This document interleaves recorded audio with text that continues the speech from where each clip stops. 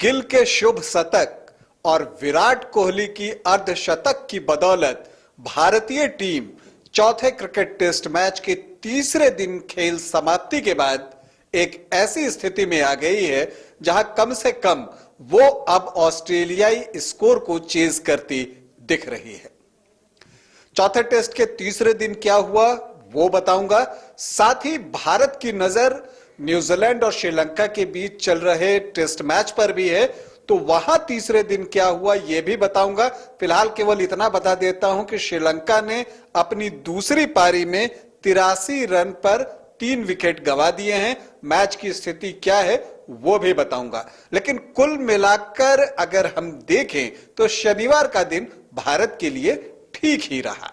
नमस्कार, आप देख रहे हैं न्यूज बाइस्कोप और मैं हूं राकेश रंजन। भारत और ऑस्ट्रेलिया के बीच अहमदाबाद के नरेंद्र मोदी स्टेडियम में चौथा क्रिकेट टेस्ट मैच खेला जा रहा है। शनिवार को तीसरा दिन था और स्टंप्स के समय भारत ने 3 विकेट के नुकसान पर 289 रन बना लिए थे। तो तीसरे दिन सिर्फ 3 विकेट गिरे। देखिए, ये जो विकेट है ना अहमदाबाद की, जैसा कि मैं शुरू से कहते आ रहा हूं कि ये बल्लेबाजी के अनुकूल है, या यूं कह लें कि यहां गेंदबाजों के लिए इस विकेट पर अब तक कुछ दिखा नहीं है। हालांकि तीसरे दिन पहले सेशन में कुछ एक गेंदें थोड़ी बहुत स्पिन की, लियोन की, कुछ बाउंस भी मिला, लेकिन जैसे जैसे खेल आगे बढ़ता गया, धूप पड़ी विकेट पर, उसके बाद ऑलमोस्ट सपाट हो गया। हां, गेंद कुछ नीची रह रही है तो आप बहुत खुलकर स्ट्रोक भी नहीं ले पा रहे हैं, और कमोबेश तीनों दिन जो टेस्ट मैच अब तक चला है उसकी हालत यही रही है। पहले दिन 4 विकेट गिरे थे, ऑस्ट्रेलिया के वो 4 विकेट थे, 255 रन बने थे। दूसरे दिन ऑस्ट्रेलिया के 6 विकेट गिरे और ऑस्ट्रेलिया ने 480 का विशाल स्कोर बनाया, तो भारत ने भी 36 रन बिना विकेट के नुकसान पर बना लिया था दूसरे दिन खेल समाप्ति के बाद। तीसरे दिन इसी स्कोर से भारत ने अपने पारी को आगे बढ़ाया। रोहित शर्मा और शुभमन गिल आए और उन्होंने शुरुआत अच्छी की। दोनों के बीच पहले विकेट के लिए एक अच्छी साझेदारी हुई 74 रनों की, और आप कह सकते हैं कि यह साझेदारी अच्छी थी, लेकिन रोहित जिस तरह से आउट हुए वो निश्चित तौर पर खुश नहीं होंगे। जिस तरह से वो बैकफुट पर गए, गेंद को कवर की तरफ खेलना चाहते थे, कोहने मन की गेंद थी, थोड़ी शॉर्ट गिरी थी, वो गेंद को जमीन पर नहीं रख सके, गेंद थोड़ी सी रुकी थी और वो सीधे लाबुशेन के हाथों में मार बैठे और 35 रन बनाकर पवेलियन लौट गए। स्वाभाविक रूप से रोहित बहुत निराश थे अपने इस आउट होने के तरीके पर। खैर, पहला विकेट गिर गया और उसके बाद चेतेश्वर पुजारा क्रीज पर आए। लंच तक भारतीय टीम ने 129 रन बना लिए थे 1 विकेट के नुकसान पर, यानी कि शनिवार को पहले 2 घंटे में भारतीय टीम ने 93 रन बनाए। जो लंच से टी के बीच का सेशन था वहां भारतीय टीम ने पारी को संभाला। पुजारा और गिल ने यह कोशिश की कि विकेट बचा कर रखना है और जब अवसर मिले तो कुछ स्कोर भी करते रहना है, और दोनों ने दूसरे विकेट के लिए शतकीय साझेदारी निभाई 113 रनों की, और ये जोड़ी टूटी चेतेश्वर पुजारा के आउट होने से। उन्हें टॉड मर्फी ने 42 के स्कोर पर एलबीडब्ल्यू आउट किया। तो दूसरा विकेट जब भारतीय टीम का गिरा तो भारत का स्कोर था 187 रन। यहां पर विराट कोहली आते हैं। शुरू में थोड़े से अनकंफर्टेबल दिखे और लगा कि कुछ चिंता की बात है, लेकिन दूसरी तरफ यहां पर गिल की तारीफ बनती है कि उन्होंने स्ट्रोक खेलना जारी रखा और विराट पर कोई दबाव बनने नहीं दिया। और जैसे जैसे समय गुजरा विराट अपनी लय में आ गए, डिफेंस किया, और स्पिन को खेलते वक्त उन्होंने इस बात का खास ध्यान रखा कि विद द स्पिन खेलें, मतलब स्पिन के साथ ही खेलें। इसलिए कलाई का इस्तेमाल ज्यादा हुआ, और कलाई का इस्तेमाल इसलिए भी ज्यादा हुआ क्योंकि ज्यादा गेंदबाजी नॉथन लियोन ने की। इसी बीच शुभमन गिल का शतक आ गया और वो शानदार शतक उन्होंने लगाया, अपने टेस्ट करियर का दूसरा शतक, और यह शतक उनके टेस्ट करियर के लिए बहुत ही महत्वपूर्ण है। क्योंकि देखिए, अब तक एक सवाल उठते रहता था कि रोहित के साथ पारी की शुरुआत कौन करेगा।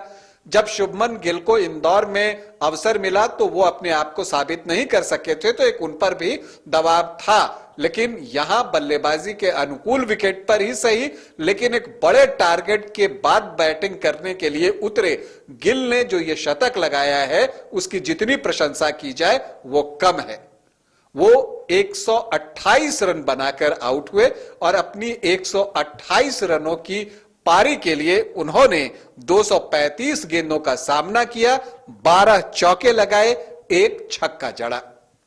नाथन लियोन ने उन्हें आउट किया, वो भी एलबीडब्ल्यू आउट हुए, तो भारत का तीसरा विकेट गिरा और 58 रनों की साझेदारी के बाद कोहली और गिल के बाद गिल आउट हुए थे और भारत का तीसरा विकेट गिरा। उसमें भारतीय टीम का स्कोर था 245 रन। इसके बाद से विराट कोहली और रविंद्र जडेजा के बीच 44 रनों की नाबाद साझेदारी हो चुकी है और इस साझेदारी पर बहुत कुछ निर्भर करता है। जब चौथे दिन रविवार को मैच शुरू होता है तो जो पहला 2 घंटा है वो तय करेगा कि मैच किसी दिशा में जा सकता है या ड्रॉ की ओर जा रहा है। क्योंकि देखिए, पहले 3 दिन में कहानी कुछ अलग नहीं हुई है। बल्लेबाजों ने रन बनाए हैं, गेंदबाज विकेट के लिए तरसते रहे हैं। हां, बैटर्स भी स्ट्रोक खेलने में थोड़ी कह सकते हैं कि कंजूसी कर रहे हैं, क्योंकि गेंद थोड़ी नीची आ रही है और यह बात मैंने दूसरे दिन खेल समाप्ति के बाद भी आपसे कही थी। तो वही स्थिति है। अब अगर भारतीय टीम को वर्ल्ड टेस्ट चैंपियनशिप के फाइनल में जाना है तो उसके लिए यह टेस्ट जीतना बहुत जरूरी है। लेकिन अभी जो मैच की स्थिति है उसमें टेस्ट जीतने के लिए भारत को चौथे दिन यानी रविवार को तेजी से रन बनाने होंगे। तो क्या भारत ये जोखिम उठाएगा? मुझे तो नहीं लगता। मुझे लगता है कि भारतीय टीम आराम से बैटिंग करेगा और वो चाहेगा कि उसे दोबारा बैटिंग न करनी पड़े और वो एक बड़ी लीड चाहेगा और उसके लिए भारत के पास बैटर्स भी मौजूद हैं। तो ये मैच मुझे लगता है कि ड्रॉ की ओर ज्यादा बढ़ रहा है। हालांकि अब मैच में भारत की वापसी हो चुकी है। जो एक डर का माहौल था 480 रन जब ऑस्ट्रेलिया ने बना लिया था, तो वो अब कम हो गई। वर्ल्ड टेस्ट चैंपियनशिप के फाइनल में पहुंचने की भारत के लिए एक और जो शर्त है वो ये है कि श्रीलंका न्यूजीलैंड के खिलाफ अच्छा प्रदर्शन न करे, मतलब जीत हासिल न कर सके। तो पहले टेस्ट मैच में पहले 2 दिनों में श्रीलंका की स्थिति अच्छी थी और वो मजबूत दिख रहा था और लग रहा था कि वो जीत हासिल कर सकता है। लेकिन तीसरे दिन बाजी पलट गई। कल न्यूजीलैंड का स्कोर 165 रन पर 6 विकेट था। श्रीलंका ने पहले बल्लेबाजी करते हुए 355 रन बनाए थे। तो लग रहा था कि न्यूजीलैंड की टीम काफी पीछे छूट जाएगी क्योंकि उसके प्रमुख बैटर्स आउट हो गए थे और छठा विकेट भी 200 के अंदर ही गिर गया। लेकिन मिचेल ने शानदार शतक लगाया और हो गया उल्टा। न्यूजीलैंड की टीम ने 18 रनों की बढ़त ले ली और श्रीलंका की जो दूसरी पारी है जब वो शुरू हुई तो उसके 3 विकेट गिर चुके हैं 83 रन पर। तो उनकी जो कुल बढ़त है वो 65 रनों की है और आप कह सकते हैं कि उसके पास अभी 7 विकेट बचे हैं। तो न्यूजीलैंड और श्रीलंका टेस्ट मैच का भी फैसला आ सकता है क्योंकि वहां भी 2 दिन अभी बचे हुए हैं। तो परिणाम आने की पूरी संभावना है। तो श्रीलंका की टीम चाहेगी कि वो दूसरी पारी में और अच्छी बैटिंग करे और बड़ी लीड ले और मैच जीते ताकि वर्ल्ड टेस्ट चैंपियनशिप के फाइनल में जाने की उसकी उम्मीदें बनी रहे। दूसरी तरफ न्यूजीलैंड की टीम जल्दी से जल्दी श्रीलंका को आउट कर टेस्ट जीतना चाहेगी। तो बहुत ही रोचक स्थिति है। वर्ल्ड टेस्ट चैंपियनशिप के फाइनल में जाने वाली दूसरी टीम कौन बनेगी इसके बारे में अभी भी पुख्ता तौर पर कुछ भी कहा नहीं जा सकता और यह क्रिकेट के लिए अच्छी बात है।